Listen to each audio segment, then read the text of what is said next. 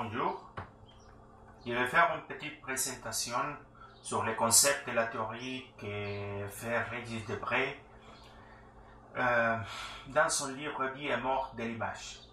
Pour cette occasion, je vais essayer d'expliquer avec mes propres concepts et en apportant d'autres les catégorisations, les aires, avec lesquelles il divise les devenirs historiques et les devenirs chronologiques de la vie de l'image dans les arts. Voici comment il procède. Pendant toute l'histoire de l'humanité, l'homme a eu l'habitude de catégoriser, de mettre les choses en ordre selon certaines catégories, excusez la répétition, c'est-à-dire nous sommes très portés à faire des taxonomies.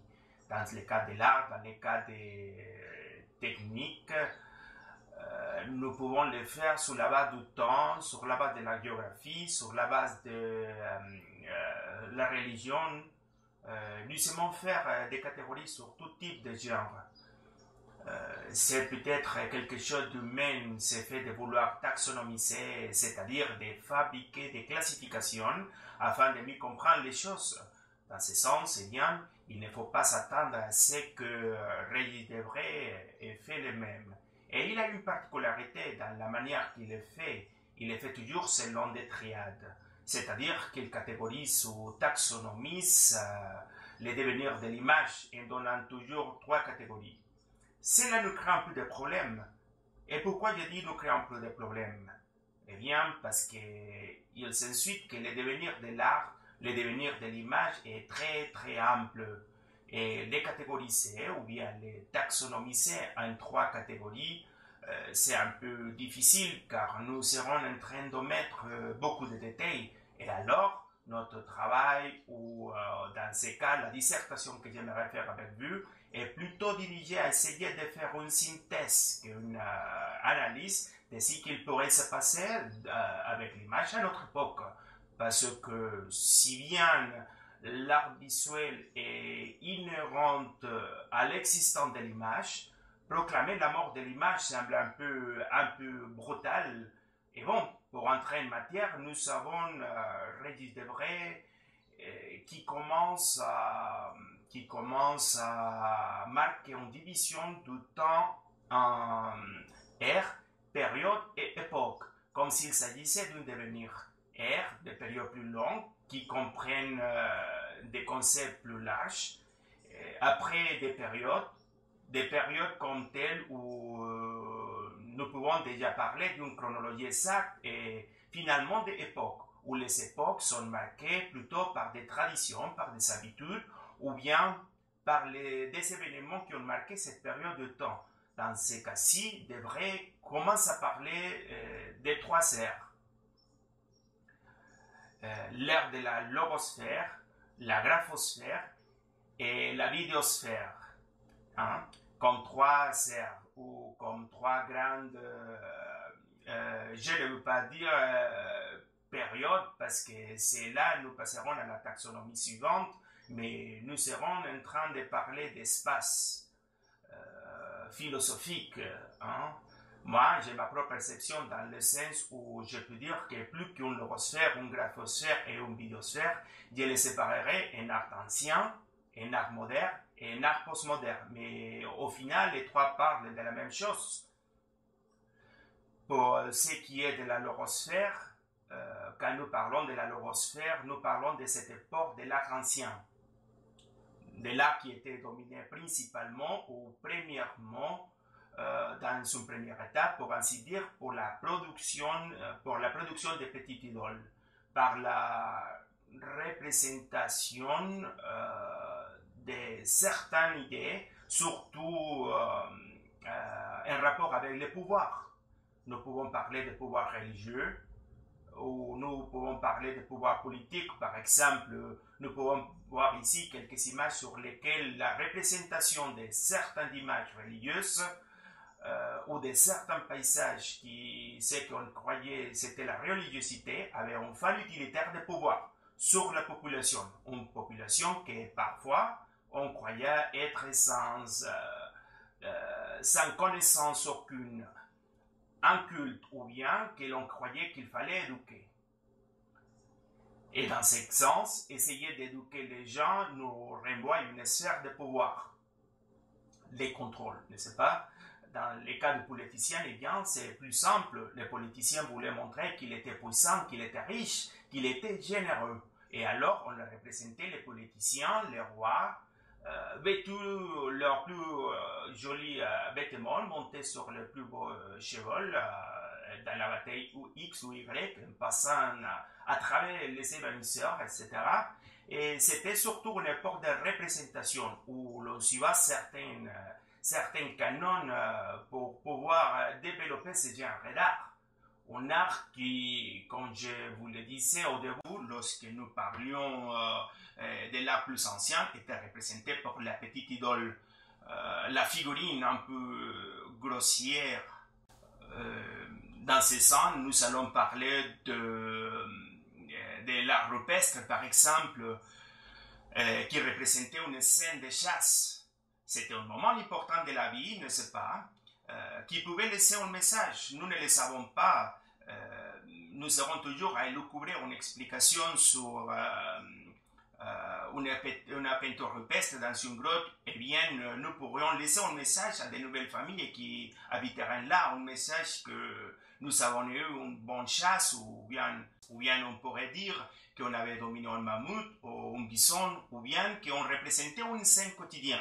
C'est-à-dire que l'art était totalement orienté à la représentation, et ce mot est très important pour moi, car il marque un premier moment dans le développement de l'image. L'image était représentative, et ainsi comme représentation de la divinité ou du pouvoir, elle commence à se développer dans l'imaginaire collectif, une association entre image et pouvoir, entre vision en bas et en haut, entre protégé et protecteur, entre divinité et sujet, entre croyant, pour ainsi dire.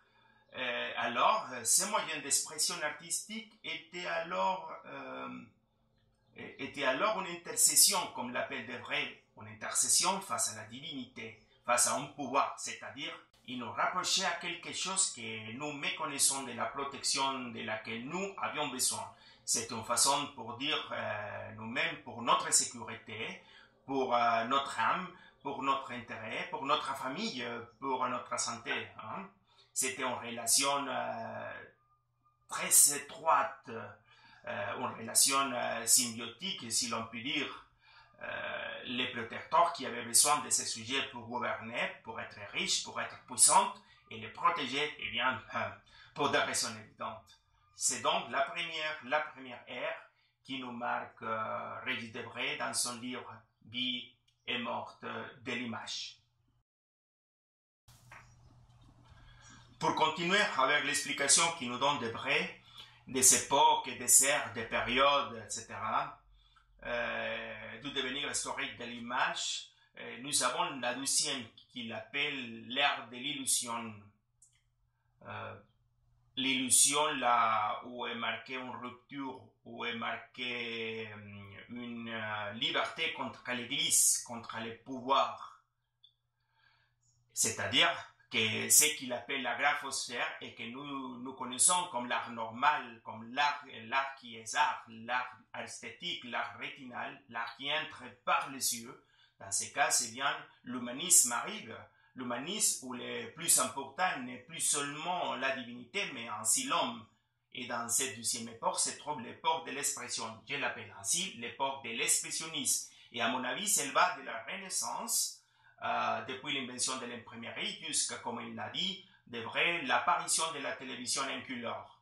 Je le longerai un peu plus, peut-être jusqu'à la fin des années 90, jusqu'à l'appareil de la postmodernité, mais bon, ce sont des barrières ou des frontières très, très fines.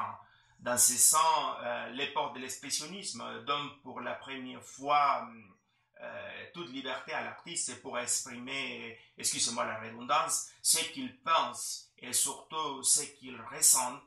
Et nous pouvons non seulement représenter ce que nous devons apprendre ou ce que nous devons savoir connaître ou accepter comme étant valable, mais ainsi certaines choses intangibles comme l'amour, comme la haine, comme les différentes passions humaines.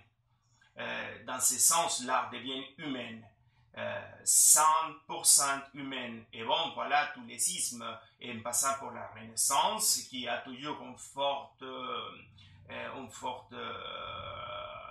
charte religieuse, et je vais expliquer cela un peu plus tard, parce qu'à mon avis, ce phénomène a lieu le romanticisme, puis après le classicisme et tous les ismes qui suivent, n'est-ce pas? Ils ont tous un élément fondamental dans le développement de l'image. C'est-à-dire que l'image continue cette tradition de divinité. C'est-à-dire si lors d'une première ère, selon des vrais, lors d'une première ère, l'image représentait Dieu et on nous faisait croire que l'image que nous adorions était réellement divine. C'était Dieu. Dieu était là, dans cette sculpture, dans cette idole, dans ces tableaux. N'est-ce pas? Nous nous mettions à genoux devant une image. Hein? Dans une deuxième étape, vient l'humanisme et alors l'homme, comme être qui culmine la création, hein? Il trouve sa plus grande expression, son expression plus humaine dans l'œuvre d'art. Et alors, l'œuvre d'art est la chose plus importante, la plus humaine, la plus sublime de la création humaine, la plus sublime de la production. Et à cette grande production humaniste, il faut lui construire une cathédrale, comme dans notre ère. Avant, c'était la cathédrale. Avant, c'était le palais du gouverneur. Maintenant, c'est le musée. Les grandes collections sont créées et il faut aller adorer ces grandes créations de l'humanisme. Dans la deuxième ère, l'ère de l'art, l'ère de la graphosphère, comme l'appelle Debré, c'est-à-dire d'une façon différente à ce qu'il va arriver dans l'époque suivante, dans l'ère suivante, la valeur de l'image est potentialisée. D'abord, c'est une divinité. Après, la divinité devient humaine, mais nous continuons à l'adorer. Nous devons venir nous stupifier à dire « super, c'est le top ». Hein? Et nous nous agenouillons devant les grands tableaux des grands sculpteurs parce que nous admirons leur capacité, leur talent. Dans ces cas, eh bien, différentes étapes, différentes époques ou différentes périodes se succéderont comme toujours. On suivra les modèles conçus par l'Académie, par exemple, qui bien sûr a rompu plus tard avec l'expressionnisme, l'impressionnisme, etc., les sismes, qui suivent toujours l'image comme production finale de l'artiste. C'est-à-dire, l'image est telle et top. Et là, il y a un concept dont j'aime toujours parler. C'est peut-être un pensée personnel, mais j'ai dit que pour un artiste, le plus important, plus qu'une rémunération économique, plus même qu'être exposé dans un musée, le plus important est d'insérer une image propre, totalement personnelle et unique dans l'imaginaire collectif, dans l'imaginaire des gens. Et je m'explique. Voyons par exemple Léonard da Vinci avec son homme de vitraux. Cette image de l'homme universel est gravée dans l'esprit de tout le monde, sans parler de la Joconde. L'écrit de Munch ou bien une grande quantité d'images.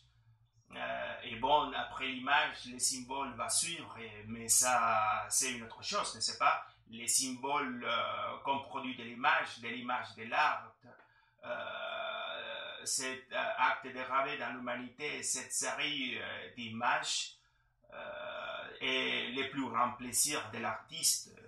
Je vous dis, ça va plus loin même que la rétribution économique, que le fait d'être exposé ou reconnu. Lorsqu'un artiste aura gravé dans la collectivité une image produite par lui, cet artiste vivra pendant des siècles. Et en fin de compte, qu'est-ce que c'est l'art? Sinon une prolongation du fait de trouver l'éternité. Oui, alors, dans cette graphosphère qui comprend tout l'art moderne, je l'appelle l'art de la modernité. Eh bien, elle a comme particularité l'effet qu'il s'agit d'arriver par la via de l'art, de la production d'images, qu'elles soient en physique, des tableaux, de ces sculptures, même des œuvres littéraires, pourquoi pas, bien que nous parlons actuellement de l'image. Il s'agit d'atteindre le bonheur, ne sais pas. Ainsi comme d'autres grands discours tels qu'ils pourraient être le capitalisme ou le socialisme qui essayent d'atteindre la bénéficence pour l'humanité, est heureux parce que nous savons tout, eh bien, là, essaye de nous rendre heureux. Mais nous voyons qu'il n'est pas été ainsi. Et alors, ces grands discours tombent à l'eau. Ces grands discours, et selon moi, selon une optique très lyotardienne, ces grands discours tombent à l'eau et donnent naissance à l'ère suivante, Dans ces cas, devrait le dire bien. Tous les cerfs se hurlent les unes les autres, elles sont des rapports, mais j'aime avoir une manière différente de voir les choses. Je l'appelle l'entrelacement des cerfs, c'est-à-dire tous les cerfs et ce type de période s'entrelacent et se meurent petit à petit, n'est-ce pas, et cohabitent pendant de longues périodes de temps. Je suis sûr qu'il y a aujourd'hui des gens qui font de l'art ancien. Il y a aujourd'hui des gens qui font de l'impressionnisme, qui font du cubisme. Beaucoup de gens font du modernisme. Alors, les cerfs se séparent. Nous vivons dans une culture judéo-chrétienne, au sens culturel, et nous n'avons pas pu nous détacher de ça. Bien que maintenant beaucoup de gens disent, eh bien, le christianisme est mort, Dieu est mort. Nietzsche lui-même l'a dit, mais c'est là que j'assieds la base pour l'ère suivante et l'analyse suivante de ce que dit de vrai. Dans ce sens, Nietzsche a proclamé par exemple la mort de Dieu. Bien sûr, c'est une question philosophique, c'est une question très très profonde, mais dans le cas de Nietzsche, il ne voulait pas dire que Dieu est mort dans le sens d'une blasphème. Non. Il parlait de l'émergence, il s'est rendu compte pour la première fois dans l'histoire que l'homme, on se rapproche d'une époque où l'homme ou l'humanisme, c'est la chose la plus importante les années qui suivront. Dans ce sens, en contraposition avec une époque où la religiosité ou Dieu était le plus important, il proclame la mort de Dieu dans le sens où une nouvelle ère va arriver. Dans ce cas, des vrais déclarent la mort de l'image. Pourquoi l'image va-t-elle mourir? Bon, dans quel sens? Et c'est là où nous devons analyser, parce qu'il ne le dit pas dans son livre. Il ne le dit pas dans quel sens il parle de la mort de l'image. À mon avis, la mort de l'image qu'il proclame de vrai, c'est dans le sens qu'après d'une consécutivité croissante de la valorisation de l'image par les biais, premièrement, des divinités, de la religiosité ou du pouvoir, et après l'humanisme et des grands temples de l'adoration de l'art moderne, comme le sont les musées et les galeries, surgit une époque où l'art même ne nous a pas rendu heureux. C'est-à-dire que ces grands discours de l'humanité, que c'est l'art en soi, est un échec. L'art est mort. Comme image.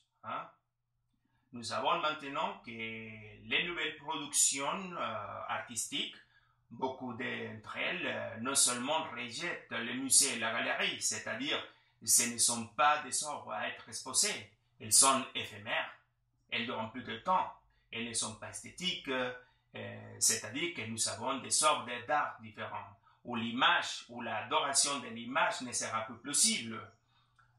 Elles sont plus discursives, nous le disons par là, que l'art contemporain devra être